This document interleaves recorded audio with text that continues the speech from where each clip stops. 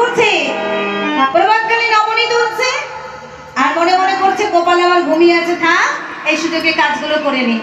কিন্তু হলো কি দেখো, এমন সময় বৃন্দাবনে যত ব্রজগোপী সব এসে হাজির। কেন? আজকে গোবিন্দ গোষ্ঠী যায়নি তো, তাই সবাই এসে ডাকছে, ও নন্দরানী আছো নাকি? বলে কি হয়েছে সকাল সকাল তোমরা? আর বলো না, তোমার গোপালের অত্যাচারে আমরা বৃন্দাবনে কেউ থাকতে পারছি না। কি করেছে আমার গোপাল? কি করেনি সেটা বলো। ধেনুবর্ষ যত আমাদের ছিল সবার দড়ি ছেড়ে খুলে দিয়েছে। আবার কি করেছে?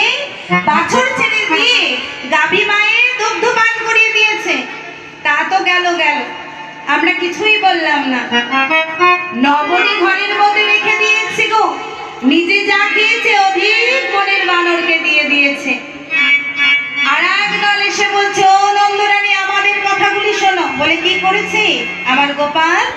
বলে ওই শিকের উপরে গুরুদেব আসবেন বলে ক্ষীরছানা নবনী তুলে রেখেছিলাম। ও মায়েরা, অত চঞ্চল হয়েও না, একটু ধীর স্থির ভাবে শোনো, না হলে ভালো লাগবে না। হৃদয়ঙ্গম না হলে সুখ আসবে না, আনন্দ আসবে না। তাই কি বলছে? ওই শিকের উপরে তুলে রেখে দিয়েছিলাম। আর গোপাল, ওই যে তোমার গোপাল গো, সখাদের কাঁধে চেপেছে। কোথায় চেপেছে? কন্ধে চেপে একটা লাঠি দিয়ে দ্বন্দ্ব দিয়ে ছিদ্র করেছে, আর ছিদ্র করে বদন বিস্তার করে নবনী সেবা করছে। আমি যেতে ও মা নিজে যা খেলো ওই ভাণ্ড ভেঙে সবাইকে খাইয়ে দিয়েছে। আমি যেই পৌঁছেছি সেখানে সবাই যে যার মতো পালিয়ে গেল। বলো নন্দরানী, এত অত্যাচার কি সওয়া যায়? ও মা বলছে সবাই বদনে, কিন্তু চাইছে কোথায়? ঘরের মাঝখানে। কেন? মনে মনে বলছেন, ও গোবিন্দ প্রত্যেক দিন তো গোষ্ঠে যাও, আর গোষ্ঠে যাও বলে তোমার বদন দর্শন হয়। আজ তো বদন দর্শন হয়নি, তাই চলে এসেছি নালিশের ঝুড়ি নিয়ে। তুমি কি দেখা দেবে না? ভক্ত যদি অন্তরে ডাকে, গোবিন্দ কি না এসে থাকতে পারে গো? কেউ যদি নয়ন জল পরিশ্রম করে বলতে পারে, গোবিন্দ আমি তোমার হলাম, ভগবান আমার তার হয়ে যায়। তাই মহাজনরা বলেন, তুলসী দল মাত্রেণ জলস্বচন কেন মা বিগৃহীতে সমাত্মানং ভক্ত বশ্যম। কেউ যদি এক খণ্ড গঙ্গার জলে একটু তুলসী পত্র নিবেদন করে বলতে পারে, প্রভু আমি তোমার। প্রভু বললেন, আমি সেই ঋণ পরিশোধ করবার জন্য তার আঙিনায় বারবার ছুটে ছুটে আসি, সেই ঋণ পরিশোধ করতে আসি।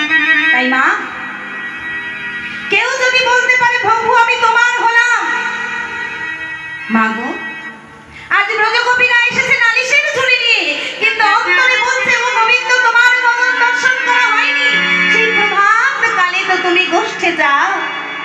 এমন করে অন্তরে যদি ব্রজগোপীরা ডাকে, ও মা গো, বলি সে কি দূরে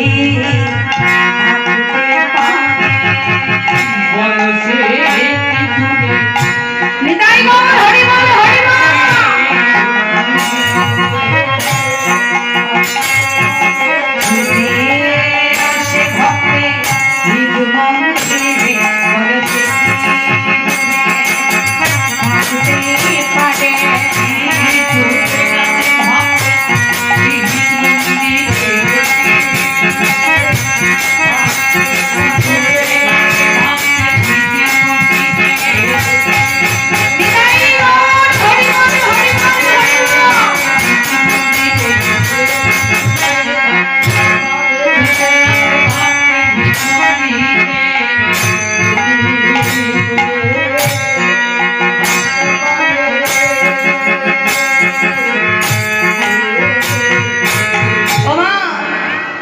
সেই দিন মা নন্দরানী আমার ব্রজগোপীদেরকে বলছে, শোনো আমার গোপাল যদি কোনো ক্ষতি করে থাকে না, আমি সেই ক্ষতিপূরণ দিয়ে দেবো, কিন্তু আমার গোপালের নামে মিথ্যা কথা বলো না। এইদিকে প্রাণ গোবিন্দ বুঝতে পারছেন ভক্ত ডাকছে, অমনি আড়িমোড়া দিয়ে উঠছে, মা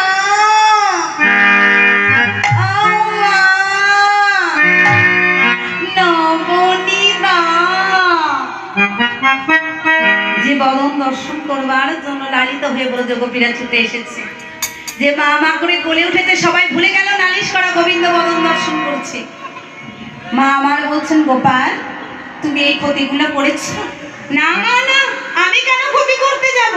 জানো মা, আমি যখন গোষ্ঠে যাই এই ব্রজগোপীরা আমাকে ঘিরে ধরে, দিয়ে বলে এই গোপাল নাচ দেখা, গোপাল নাচ দেখা। আমি যেই বলি নাচ দেখাবো না, আমাকে কি মার মানে মা। দেখেছো দেখেছো তো আমার গোপাল মিথ্যে বলে না। যাও তো তোমরা যাও, তোমাদের যা ক্ষতি করেছে দিয়ে দেব। তাই বলে মা গোবিন্দ মায়ের আঁচলটি ধরেছে। মা আমার বড্ড খিদে পেয়েছে মা। মা তাড়াতাড়ি করে কোল থেকে নেমে এই মাটির উপর ধাপ করে বসিয়ে দিয়েছে গোবিন্দকে, দিয়ে বলছে এখন একটু বস, আমি নবনীটা আগে দিয়ে রাখি ঘরে। সেদিন আমার গোবিন্দ বললেন মা, যে কোল থেকে তুমি আমায় নামিয়ে দিলে, আমি চাইলেও কোলে নিলে না, একদিন আসবে এমন আমি চলে যাব, তুমি গোপাল গোপাল বলে কাঁদলেও আমি তোমার কাছে ফিরবো না মা।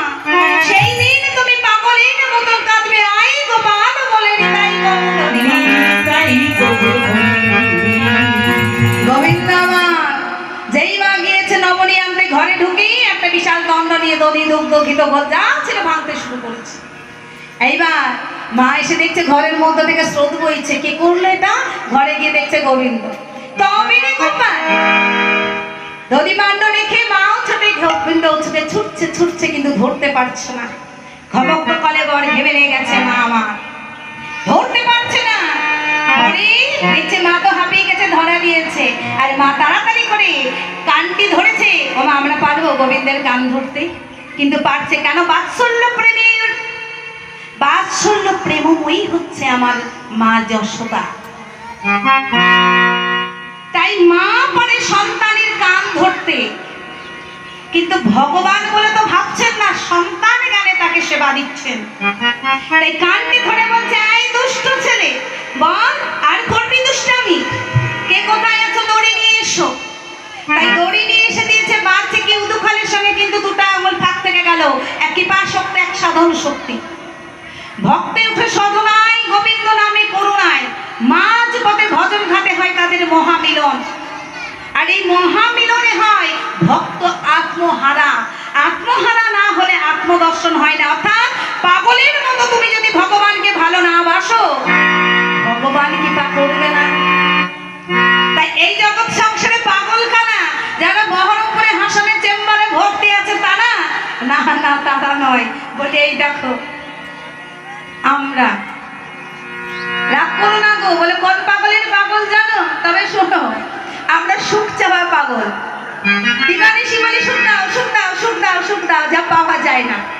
পেলে ক্ষণিকের জন্য দুঃখ এসে হাজির হয়। যা চিরস্থায়ী নেই তা পাওয়ার জন্য যখন পাগলামো করি, তাহলে আমরা পাগল। জানি পাবো না, তবু চাই। তাই যখন বাঁধলো উদুখালির সঙ্গে।